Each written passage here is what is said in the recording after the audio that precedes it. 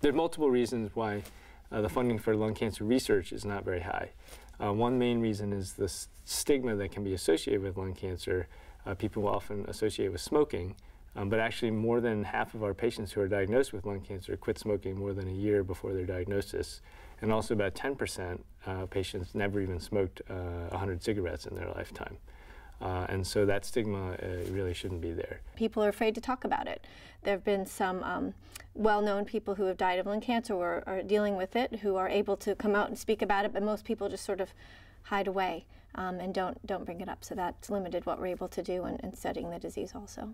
Lung cancer has always been challenged because the first thing that is often asked of a lung cancer patient is, when did you begin smoking, and didn't you do this to yourself? Well, I don't come from that school. I mean, there's many people that smoke and we don't deserve to get lung cancer. There's many people that have never smoked who get lung cancer. And I think that it's important for us to ask and answer those questions and not label people as undeserving of support because they are afflicted with a disease that they wish they didn't have.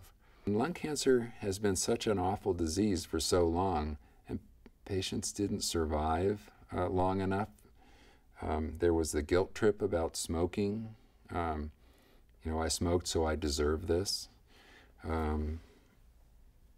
But the fact is, you don't criticize people who get heart attacks because they eat ice cream on Saturday nights. I'm very, very careful with my patients to not bring that stigma into our discussions. I certainly mention it because for every patient who I know who's ever been diagnosed with lung cancer, the first question they get asked by anyone who learns of their diagnosis is, did you smoke?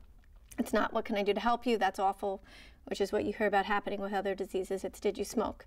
And so for the people who did, that's obviously a slap in the face because it's pointing at them and saying, well, you did this, even though clearly it wasn't anything they brought on themselves intentionally. And for those who have no smoking history, it's just as much of a slap in the face because they feel like they're also being blamed. And because they perceive themselves as not having that blame, it's even harder sometimes emotionally to deal with. So I always talk about that to kind of prepare people that you have to understand that whenever something bad happens to a person, everybody around them is going to try to distance themselves in some way to protect themselves from having it happen to them. And with lung cancer, I think that's part of it, is the smoking comes out as a, oh, well, you smoked, so I didn't, so I'm safe. This is not an issue of blame. We have to deal with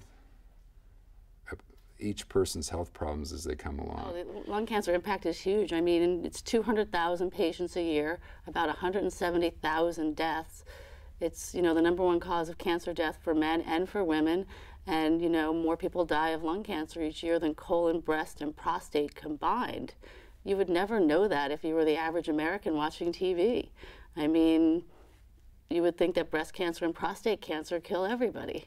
The reality is they've got good research dollars, they've made huge strides, and they've cured a lot of their patients. We need to do that. In lung cancer, we need early detection, and we need better cure rates.